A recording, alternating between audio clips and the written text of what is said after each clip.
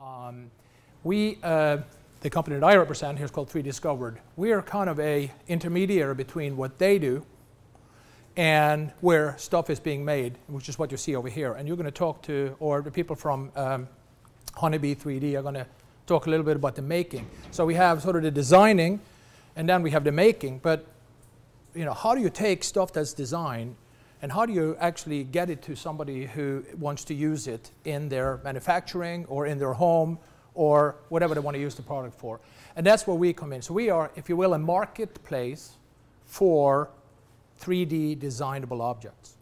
And it works both ways. It's for designers who want to sell designs. It is for users who are looking for design. They said, I need something like this. Where can I find it? And you're saying, well, that sounds pretty easy. Because after all, let's see if we can do this right. You know, it's just about software, right? Things are software. And it's true. The new world that we're seeing now is exactly that. Things are software. You think about it, you create it in the software, and these machines will print it out. And you're saying, well, what can it print out? This is just some tinker toy. And I would suggest that all of you guys with cell phones actually take a picture of these things, because you can tell your grandchildren that you were there when this revolution started. Because you are the luckiest people in the world right now. You're actually starting your careers or maybe changing them or pivoting, whatever you're doing. But you're actually about to witness the most incredible revolution. And many of us think that it actually is going to dwarf even the internet in terms of the implication. And it's all about this thing, that things are software. You no longer need all of this expertise to make stuff. You basically need a lot of expertise to design stuff. And then these printers will do it for you. And it's going to be massive. We're looking at the various implications. For example, McKinsey & Company, which many of you I'm sure have heard of, is a premier consulting firm, is predicting that this will be about a $250 trillion business by 2020. Which means that large portions of manufacturing will go away the way it's done today and will be reconfigured by these machines. The implications, again, if you're a manufacturer in China and you're shipping a lot of stuff across, you know, plastic trinkets to the US, all of a sudden we can make those anywhere in the US. And anyone can buy these machines.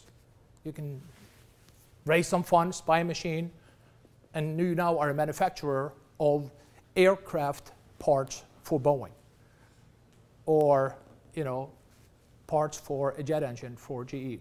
And you can be just 2 or 3 guys in a garage with $500,000 worth of machinery. Go ahead. Can we use these devices for mass manufacturing, for industrial manufacturing in the next 4 to 5 years? The answer to that is yes. And I'll tell you what, you should direct the questions to Tyler, who's going to speak afterwards. Tyler is an expert about everything that has to do with which printers can do what and how much they cost right now. And you'll be astounded, because we all thought that this was all about prototyping. Right? One fancy lab has one. Half of the machines that are going to market now are going for making stuff rather than just designing and modeling stuff. It's unbelievably massive, the way this stuff is going to come. So we have, as the Autodesk presentation showed, we have all these, you know, incredible tools at your disposal, or anybody's disposal. And it used to be that designers, the only way to get a job as a designer was to, you know, sign up with some large corporation and sit in a cubicle and design, you know, a left-hand bracket for 6 months and then a right-hand bracket for the next 6 months. Now, designers can do whatever they want. You can declare yourself a designer. You can design stuff that then can be made. The issue is then, how do you actually put that, how do you make that stuff come to market? How do you get people to buy it? How do you get people to learn about it? And that's kind of where we come in.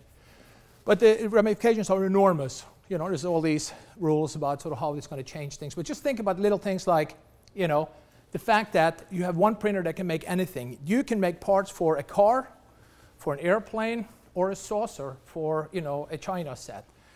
Doesn't matter. It is completely, you know, ambivalent to what you make, as long as it's made with that kind of material. And materials are flourishing. We mentioned chocolate. You can print in chocolate. You can print in titanium, steel, bronze, brass, bone type fragments that will actually grow to a new knee, etc. There's an enormous amount of variety here. And it's really you guys that have an opportunity to drive this, because I'm old in this world. I'm in my 50s. And you know, we started ventures the old ways. We went out, we thought of an idea, got a product, and we got funding. you guys can start anything with nothing. All you need is some of the fancy Autodesk software, or you probably even need to buy that because they got all these cloud services. So you just got to use your brain, go out there and design things. And if I was that team over there with like, what is the Blizzards that suck, right? Compared to the Titans. Blizzards, man, you know, you got 3 days. I would say go and design something that you can print on a 3D machine, you know, because that's going to be revolutionary. We're going to leave you these slides. You can look at all these implications and you can get all this stuff. But it's pretty amazing what this stuff is going to create in terms of upheaval. Absolutely stunning. So what are the players out there that are sort of helping designers connect to the money? And there's not a lot of stuff out there. And that's where we're going to play, 3 discovered. There are a couple of players out there, but most of them are run by companies that have ulterior motives. So I want to have a thing like, you know, Shapeways. Well, Shapeways is owned by a printer service bureau. Their real business is once you buy a design or have the rights to use it, you take that design and they will print it. Because you can't afford a $750,000 titanium printer yet, but they have 17 of them. So they can print those parts for you. So they are actually the new producers. And they want market spaces where people come and buy things so that they can print them. And so what we're doing is we're saying that's great, but what's really needed is a marketplace that is for everybody and is the link between all the cool stuff that you see the AutoCAD software do. And there are other softwares, we won't mention those, but they're minuscule compared to AutoCAD is really the ruler of the rooster, right? They've been around for a long time, entrenched into the engineering community. But those parts have to, or those designs, have to be made or converted into a format that someone can open up a website and look for something and find something that they need without going in and looking at all the details in a CAD drawing. It's kind of like if you buy a bread today, you know, you go into the bread store right down on the corner here, and you go in the window and you see, wow, that looks pretty good. That's a bread door, that's got something cool on it. I'm going to take that. And then you buy it, right? You don't go in there and you get a recipe and you say, choose your bread based on the recipe, and then we give you the recipe, and then you go ahead and you know, get the product. No, you want to see something, what that finished product is like. So someone has to translate all that technology and all of those things into meta tags and displays and everything and make it into essentially a place where you can quickly shop, browse, look for things so that you can buy the design and then actually make it on one of these printers. Buying it's another thing. What does it mean to buy a design? If you're a designer, how do you know that when I buy your design, I just don't take it and run with it and make 1,000 of it and I paid for one? Well, there has to be some rights management there, right? So somebody has to figure out a system, which is what we're doing, where you can actually design something and put it out there and someone buys it and they buy exactly how many pieces that you wanted to sell them, and there's an orderly transaction and you retain the rights and you get paid. Then there's all this cool stuff about collaboration. You saw Guillermo demonstrate this thing where they had 3 or 4 people designing things together. Well, derivative rights. What if you design one thing and then you put it up there and someone else says, well, you know, damn, that's the damn good thing, but I wish it had a little more of a curvature to it because then I could fit it into some other models. So they take your design, base something on top of that and continue it. Well, both of you guys have designed it, and so you should have some way to share the money from that once it gets commercialized. So that's another thing that we're working on. Authentication. How do I know that the stuff that I'm buying is actually going to work? All right, it's a bracket thing for my bicycle.